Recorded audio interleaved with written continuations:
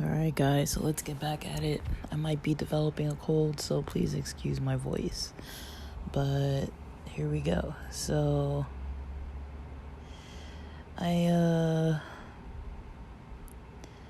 think I want to talk about this situation that comes up with people selling your information online. Now, something that's pretty annoying, right? Now, I don't have any kind of sponsorships around, any products that I can really talk too intelligently about. But I do know that, if you follow Pierogi on Scammer Payback or some of the other content creators that talk about, how to protect against scammers and data being sold, and it really is just an unfortunate thing. So as I've talked about before, I'm on some job boards and using some of the popular sites, like LinkedIn. That's a very popular platform, obviously. I got off of Indeed because I just didn't like my experience on there. Like, the majority of people that were reaching me were just not, they didn't seem like they were serious enough or established even, or even trustworthy. Like, I don't know. They didn't seem very legit. Like, to me, if I can't find a review or even like a legit website that comes out when I try to search them up on Glassdoor, that usually tells me that they don't really have a lot going on, or have not been having a lot going on for a while. And if they have zero social media presence or any kind of presence whatsoever, but they're still trying to like get in touch with me and interview me and stuff like that, I'm like, what is this? Like, and I do have a spreadsheet of places where I apply, but sometimes I get reached out to by recruiters and things like that. So it's not always like a one-to-one, like, okay, if somebody contacts you, it's because you applied, and if you didn't apply, then it's always a scam. That's not always the case. But I do want to talk about that, because I was speaking with someone who I kind of bounce ideas off of, and I was noticing, I was like, okay, with LinkedIn's pretty, I feel pretty secure on there.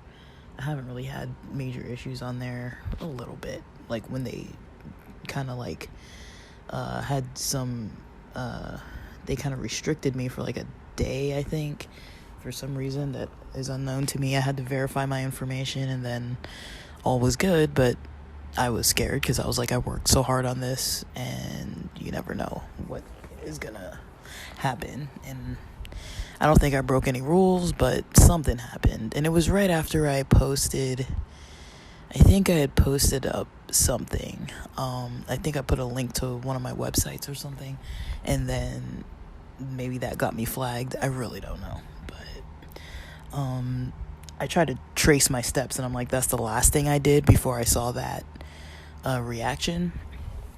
But other than that, other than people reaching out for commission only type of work, or someone reached me the other day asking me if I wanted them to build me a website, and I was kind of like, no, because I do it myself. And because in my mind I was just thinking, like, even if it's for free, they're gonna try to sell me something in the process, and I don't want to keep going back and forth, and I don't need a website. So I just kind of declined, because I was like, what if I have to give information to this person and then they use it and try to like scam me if I give them like an email, or like, sometimes you need a lot of verifying information. So I was like, I don't need it bad enough, but I was like, there are they asked me for some leads, and I was like, well, there are YouTube content creators that encourage people to start businesses and build their own websites and have a community it might have a Discord or some kind of Facebook group or something. You could probably find people there that are starting to work on websites and maybe don't know enough and would want somebody to help them. But I'm like, I'm not directing you to anybody I know. I don't know anybody, first of all. Second of all, even if I did, I really don't know. Stuff like that is like, I do keep it in the back of my mind. So it's not something I could verify as a legitimate scam. And I watch a lot of those scam videos about, scam baiters and people like creating that kind of content. So I'm very aware of different types of scams. And I hate to say this, but I do get a little skeptical when somebody has like I hate to say it because I have a lot of friends from India, I have friends from Nigeria, but those are two extreme hotspots where scams might come from. So I do know that sometimes when I hear from certain people, I'm like, I don't know. Like, there were these two Middle Eastern recruiters I was talking to that I at first was skeptical, but I talked to them and I was like, their company was legit. I looked up everything they said, everything was fine. So most of my experiences have been like that. They've been like, I know Middle Easterners and people from India aren't the same thing, but I couldn't really tell just by looking at the profiles like who was from where. Like, the names sometimes aren't like fully obvious, and just the look of people, sometimes I honestly can't tell the difference. Like, a profile photo, especially on LinkedIn, you kind of get like one photo and then it's like you don't really have a lot of other proof to go by. But I've honestly not had that many bad experiences, but my alert stays up, my radar stays up. But I hate to mention that. And same with Nigeria. If I see anybody reaching out to me from Nigeria, usually I'm like, I don't even want to, like, even on Fiverr, I've noticed, I'm like, dang, And so that kind of makes me a little skeptical sometimes, because I'm like, I don't know. Because sometimes you have to give them, like, say if they're working on your Shopify store or something like that, and they're like, hey, they need your username and password, or you need to grant them access. And it's like, imagine somebody having access to your online store. Who knows what they're embedding in there? Who knows what they're doing in there? They might just be doing legit work, but they have your username and password, right? They could screw stuff up for you. And they might have had it for like 3-4 days or something. And if there's somebody who's like a professional scam artist, they probably go through those types of channels. But what I want to talk about is ZipRecruiter. So, other than Indeed, I've had really bad experiences with ZipRecruiter. Good but bad mixed in. So I'd say I've gotten the most traffic through ZipRecruiter, and because I've been working so hard on all the LinkedIn stuff and optimizing my profiles and everything on there, I've kind of let ZipRecruiter fall to the wayside, kind of avoided it and been like, okay, ZipRecruiter, I know you're there, and I get the most emails from them other than the engagement from LinkedIn. And so with ZipRecruiter, I was like, okay, that is a good sign for me, and I also kind of slightly let it go, because I was like, my profile's not up to date, really. Like, there's some info that was sending people to me, but it wasn't enough. But I started getting enough emails through ZipRecruiter from a not fully up-to-date profile. Like, I wouldn't say I was like proud of the resume on there or anything, but it was like one of those like placeholders, like it'll do. It's got all the basics on there, so I just left it there for a while and didn't really do anything with it since like probably April. So this last Friday, it's Saturday right now, so Friday, I go and I'm like, I just finished like optimizing something on LinkedIn, doing one of the steps, and so let me go over to ZipRecruiter and just, because I've been getting a lot of like follow-up through LinkedIn, so I was like, well, ZipRecruiter's been having people reach me through that platform, so let me just get on there, So I jump on ZipRecruiter because I had just sent like a very updated resume to somebody, and so I was like, well, I could just update everything on there now because freaking, I just sent it to somebody else. So I just sent the same updated one to a different person because I was on a roll with like updating resumes and stuff. I was like, might as well send it out. So I set it up, so that it can be sent out. And immediately, I don't know if it came in yesterday or today or both days, I got 2 spammy things. One of them was an email addressed to me from a site that did not appear real. The second one was, the email was from a ZipRecruiter person that was going through a company like at a .net website. The other person, I first got a text from some other completely separate, different person. So I hadn't really checked my email first. I actually checked my texts first, and I saw this message from this like 76716 area code or something like that. And I was like, I don't know. And they were asking like if they asked for me by first and last name, is this so-and-so? And I'm like, who is this? Because I'm like, I don't even recognize this number. I'm like, it could be an out-of-state family member who changed their number. And I'm like, I don't want to be rude, but I don't want to be nice enough and inviting. So this one was kind of funny to me. I don't really fully scam bait, but I mean, I don't know. It gets more and more tempting. So they reach out to me through this text. And they are like, I liked your application or your resume or whatever. Mind you, I never applied to this place. It was called like Bioscience PhD or something. I never applied to this place ever in my life. I don't even know what it is. But they reached me. And I'm pretty sure they got my information through LinkedIn, because when you submit your resume, you always have your freaking phone number and your email and your LinkedIn on there so they can find you. Now, this is just, I don't think it's a good practice anymore.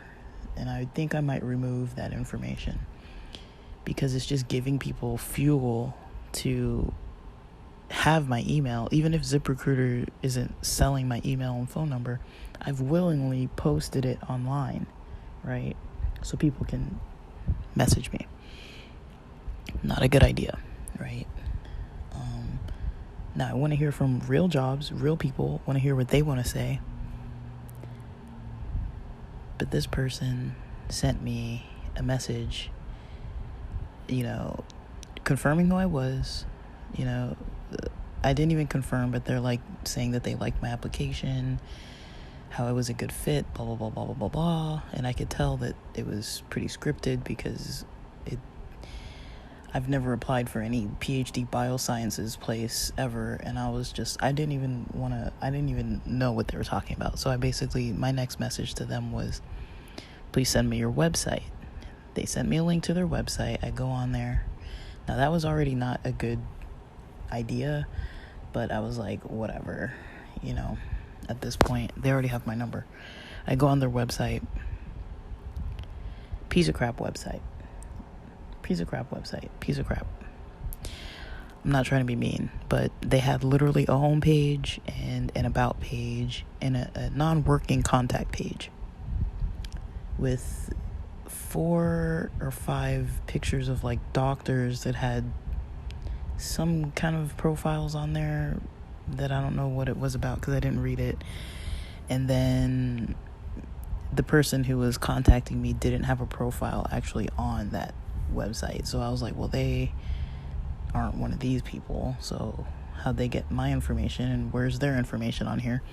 The website was copyrighted from 2022, so they haven't updated it in 2023. Mind you, 2023 at this point is almost over, so they're way behind. Anyone who's really maintaining their website is going to pay attention to those little details. And their website isn't complete. So I sent them back a nice message. Hey, I'd actually be more interested in working with you guys towards fixing your online presence. Let me read it to you. Let me read you what I wrote them. It might not be perfect grammar. I don't really know. So they sent me their website. And after I looked at it real quick, I said, well, I'm mostly interested in web design and social media management. As I can tell, this company would benefit from my services. If you'd like to book a call after the weekend, I can tell you more about how my services can help your company.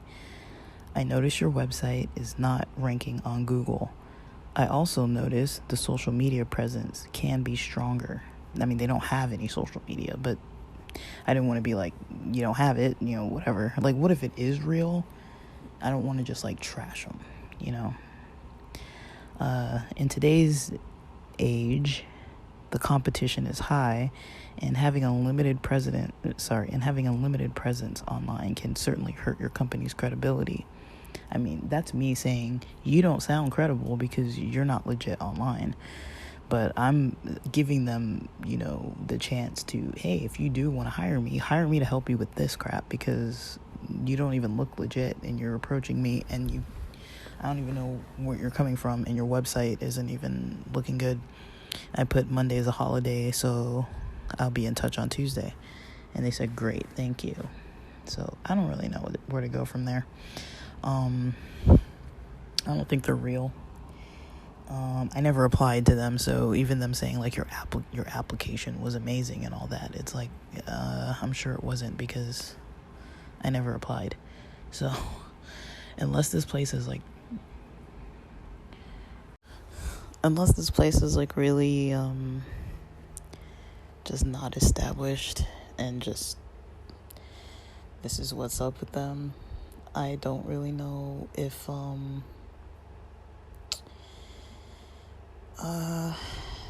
we're really gonna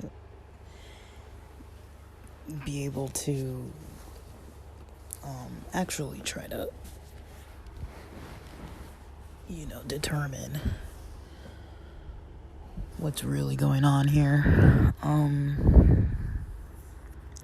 But I don't know. I mean, I would say if a site is hiring, it's not uncommon to have a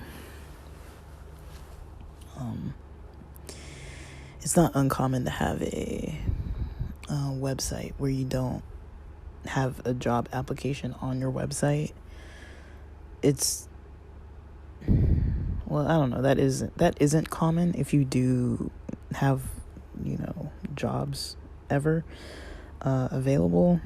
I've seen sites that don't have that on their website, like an application, but so I don't want to say that it's not common. I think it is mostly common to have that on your website if you're a business, and you do hire through your own website or your own business, but it's not 100%. I've probably seen a few legit companies that don't have an application on their site, or they don't have it easy to find.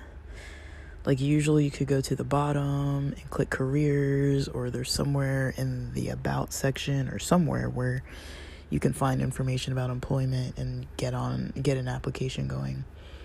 But I do want to talk more about this topic. I don't really know if podcasting is the best route. I'm considering, doing some screenshots and going through some, making some video content on it. It would be so much easier if I could do that on my phone, but maybe I can because I do have a screen recorder, but I just don't know. But I might want to do that just because I feel like it could really be an important, it could be important for people. So I'm considering it. If I do, I'll see if I post it. I don't know. It would probably be pretty short form, so it might go up on YouTube Shorts or Instagram or TikTok or all of the above. I post most of my content on podcasts because it's easy for me, and then second to podcasting, I'd probably say I do blogging here and there, but really not as much as I'd like to. But I feel like I actually get more traction through the blog, so I don't really know. I don't know, guys.